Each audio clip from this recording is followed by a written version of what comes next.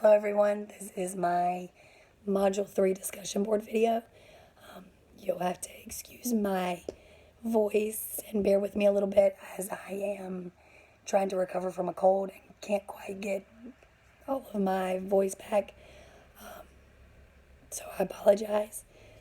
In this module, as I was reading, I read that some scholars, I believe it said scholars, don't believe that knowing a student's learning styles affects their learning in any way, and I disagree with that. I believe just like anything else that we can know about our students, about their home life, about their past, about their culture. I just think the more that we know, the more we can understand them, the more that we can get through to them and connect with them and just teach them to the best of our abilities.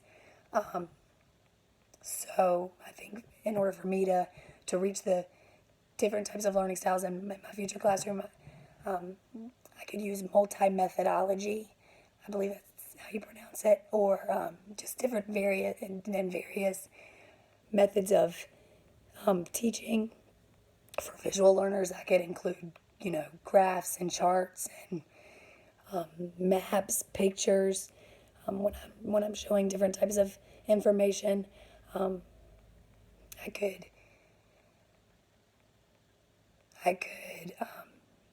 present the information, like whether it be worksheets or text up on a projector in different colors, have things highlighted in colors for them, just to give them something to visualize a little bit. For auditory learners, I could make sure that we really discuss the topics, read things through with them, ask questions, use auditory books.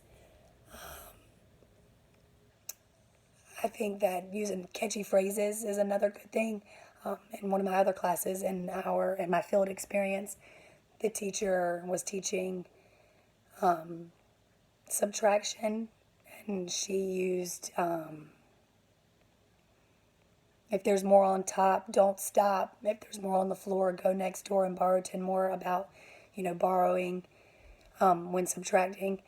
And I thought that was clever, and the kids all caught on to it. And, as soon as she would start the phrase, they would finish it. So I know when I was learning, things like that worked for me on test. I could remember things through phrases that the teachers had presented.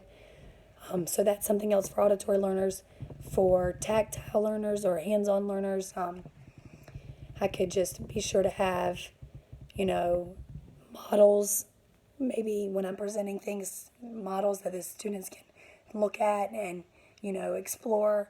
I could also provide them with materials to, touch and feel and create things themselves. If it were math, I could give them tiles or, rocks or whatever it may be, and they can, have 5 and add 4 more and get the total, or the same with subtraction.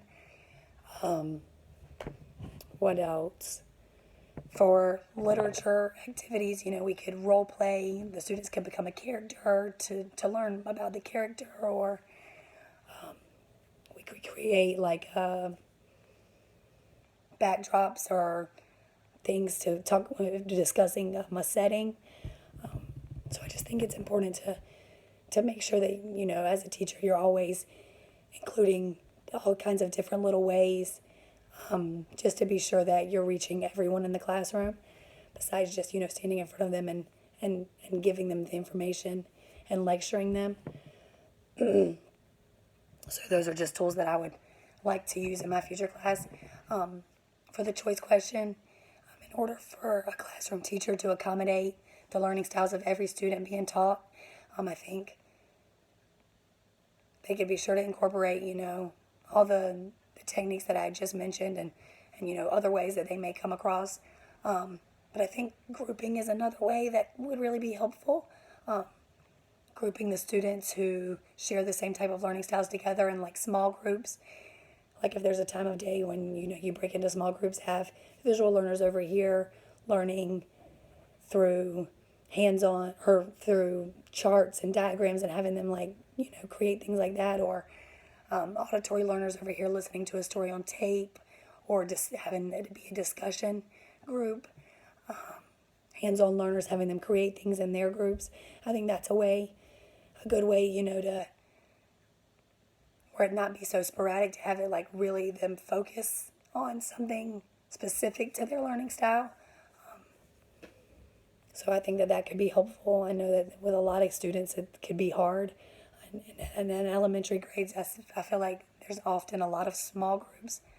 So I just think that that would be helpful. So that is all. Thank you.